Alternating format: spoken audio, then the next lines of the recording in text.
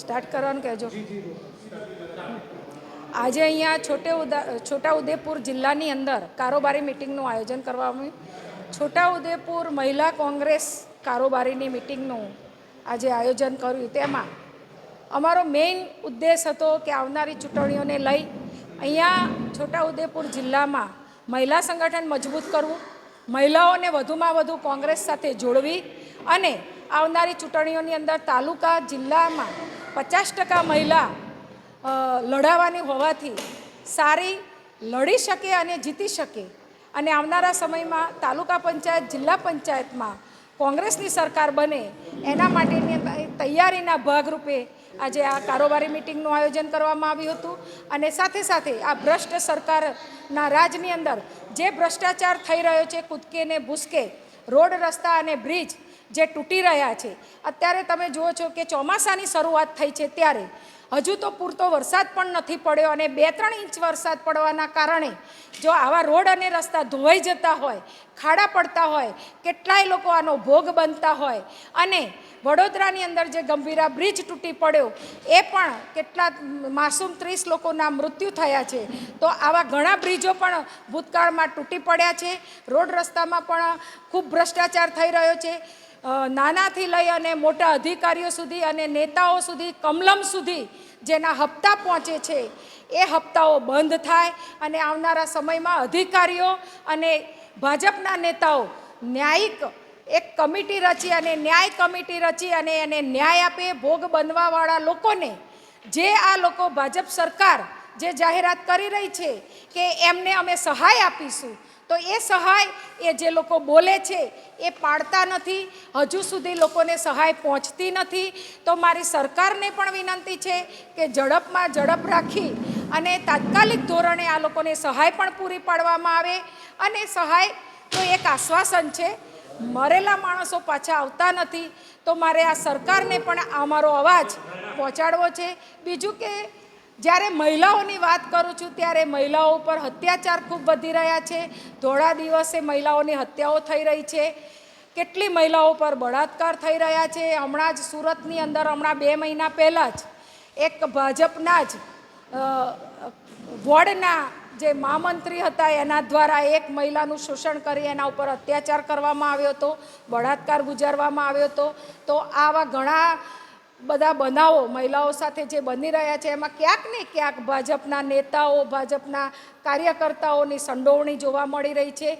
તો આ લોકોને સજા થતી નથી અને એના કારણે વળી પાછા આવા ને આવા અવારનવાર કિસ્સાઓ જોવા મળે છે. ત્યારે મારે સરકારને કહેવું છે કે તમે આવા ગુનેગારોને વધુમાં વધુ કડક સજા કરો અને મહિલાઓને ન્યાય આપો. જ્યારે મહિલા સુરક્ષાની વાતો જો સરકાર કરતી હોય અને મહિલાઓને વિકાસની વાતો કરી અને મત લેવા જ્યારે સરકાર નીકળે છે, ભાજપ સરકારને, ભાજપના નેતાઓ, ત્યારે મારે એ નેતાઓને કહેવું છે કે તમે માત્ર વાતો ના કરો પણ ખરેખર મહિલાની ચિંતા કરો અને મહિલાઓને સુરક્ષા પૂરી પાડો. અને મહિલાઓના વિકાસની વાતો કરો છો તો મહિલાઓને રોજગારી મળે અને મહિલાઓનો સાચા અર્થમાં વિકાસ થાય એવા પગલાં ભરવામાં આવે એવી અમારી માગણી છે.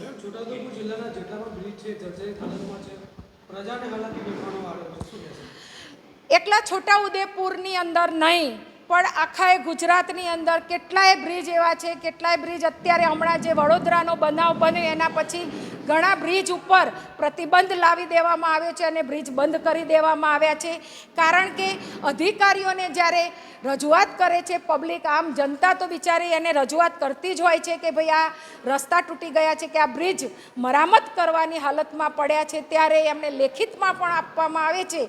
પણ આ અધિકારીઓ બેફામ બની ગયા છે. ભાજપના રાજની અંદર અધિકારીઓનું રાજ ચાલી રહ્યું હોય એવું લાગી રહ્યું છે અને એનું કારણ એક જ છે કે હપ્તાખોરી, ભ્રષ્ટાચાર. જે હપ્તાખોરી નીચેથી લઈ અને કમલમ સુધી હપ્તા પહોંચતા હોય તો એ સરકાર કયા મોઢે આ લોકોને સજા કરે? એટલે સરકાર જ જો ભ્રષ્ટાચાર હોય, જ્યારે રાજનો રાજા જ ભ્રષ્ટાચારી હોય તો પ્રજા શું ન્યાયની આશા રાખી શકે? તો આ સરકારને મારી માગણી છે કે આ બધું બંધ કરી અને સાચા અર્થમાં પ્રજાને ન્યાય આપો અને ગુનેગારોને સજા આપો.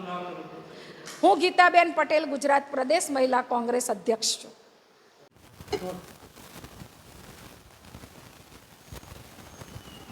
નારી શક્તિ જાગૃતિના કાર્યક્રમમાં અમારા પીસીસીના મહિલા વિંગના કમાન્ડર ગીતાબેન અત્રે બોડેલીમાં આવી છોટા ઉદેપુર જિલ્લાની બહેનોને માર્ગદર્શન આપીને જે જુસ્સો પૂરો પાડ્યો છે તે બદલ સૌ પહેલાં તો ગીતાબેનનો આભાર માનું છું આ જિલ્લાની બહેનો વતી. સાથે સાથે એમને બોડેલી સેન્ટર ગણીને બહેનોને જે નાના નાના હોમવર્ક કરતા હોય છે અને એવી બહેનોને તારવીને રોજગારી ઊભી થાય તે માટે એક યુનિટ અહીંયા આપવાનું જાહેર કર્યું છે. એઆઈસીસી જાહેર કર્યું છું. હું આભાર માનું એઆઈસીસીનો, ગીતાબેનનો, કે અહીંયા બોડેલીમાં સેન્ટર થાય અને બહેનોને રોજગારી મળે. ખાસ કરીને આદિવાસી વિસ્તારમાં રાજકારણમાં બહેનો બહુ ઓછી આવતી હોય છે. આ વિસ્તાર પુરુષ પ્રધાન દેશ, પુરુષ પ્રધાન વિસ્તાર છે. ત્યારે આજની મિટિંગમાં મોટાભાગના વિસ્તારમાંથી બહેનો આવીને જિલ્લાના કોંગ્રેસ સમિતિના વડાએ જે આલેખ દાખવી હતી એને અનુમોદન પણ આપ્યું છે. ત્યારે આ જિલ્લાની બહેનોને પણ અભિનંદન પાઠવું છું.